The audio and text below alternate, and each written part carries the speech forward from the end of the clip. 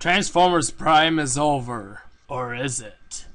For thousands of years, we have endured countless battles. This may mark the end of the Age of Primes.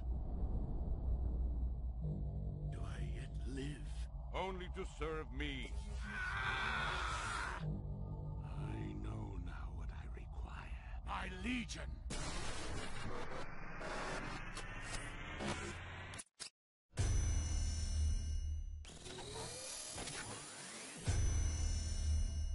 This is how it ends?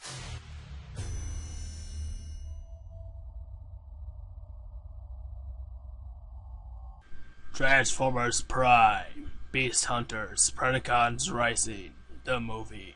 A movie that has one too many words in it. So, Transformers Prime, Beast Hunters, Predacons Rising. Let's shorten it to Transformers Predacons Rising because I don't want to go there. So, Transformers Prime, Beast Hunters, Predacons Rising was a great movie.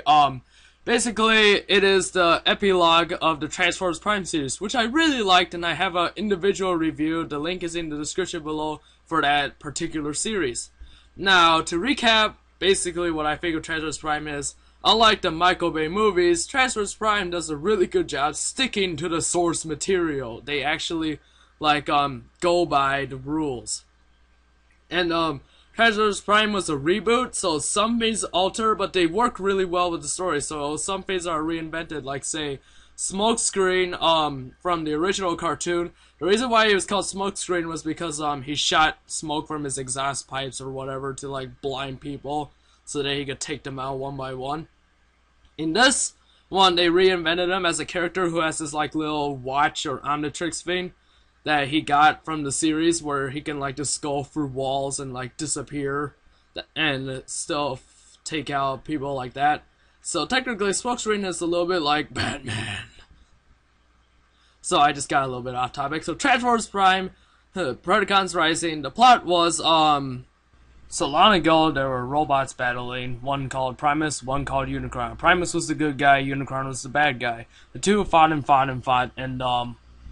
they fought for a long time to the point where they couldn't be in their bodies anymore or something like that. So they had to become planets. Unicron got defeated and got put into outer space, and then these parts or dirt parts went around him, and he became Earth. Primus went to Cybertron and became its core, so he's the planet Cybertron. And years after that, an ancient race that looked like dragons and beasts called Predacons came to being, and they all went extinct just like our dinosaurs. Now, not before some of them were sighted on Earth, and humans got inspiration to make their dragons and beasts, which is their Transformers version. The reason why they arrived on Earth was these were different Predacons. These were Decepticon Predacons. Ooh. Ones that were made by Megatron and his evil scientist Shockwave. Now, many years later, the Autobots and Decepticons, after they were fighting, you know the story, Autobots and Decepticons, they're always fighting in Transformers. They won the war, and Bumblebee defeated Megatron. So now, Bumblebee is being honored and everything, so he's been promoted to Warrior class, which is a big thing for a scout. And Optimus Prime has to leave to go find the Allspark, which will give Cybertron life, since the planet is not capable of making life just yet, because they recently restored Cybertron after defeating Megatron. And so it looks like a happy ending, but it isn't quite yet. Now, what I like about this movie is you can watch it and you don't need to look at the series to know what happened. Although they will make some jokes that if you saw a series you would get. So you could be like, haha, I get that joke. And, so this movie was, it went in a really great direction. Lots of people return, so what happens is Starscream and Shockwave, since they lost the war, they're now trying to, clone the Predacons again, make new ones, so then they can raise an army and beat up the Autobots and take over Cybertron for a new beginning. And Predacon is yeah, in this movie, he's the big dragon who calls himself the king of all the Predacons, which he really isn't.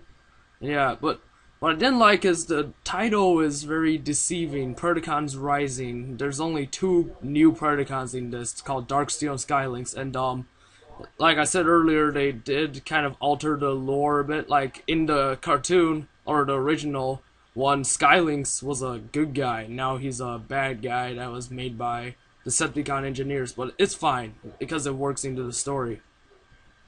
And this movie lacks a little bit of excitement at first because I don't want to necessarily blame it.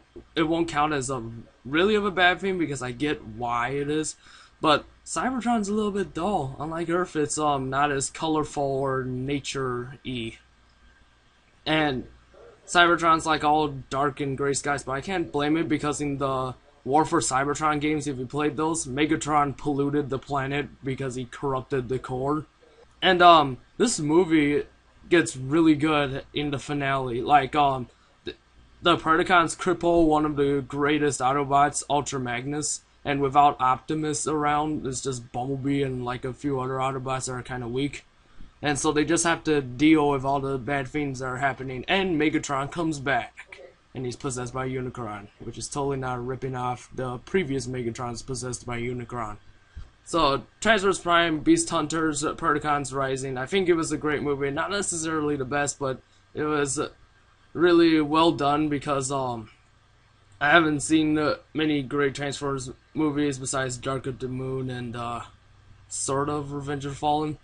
So yeah, it did a really good job on that, and I'll say I'll get it a 4 out of 5, despite having like only Transformer stuff, and the story is a little bit complicated at first. You get the hang of it, and it's a really awesome movie.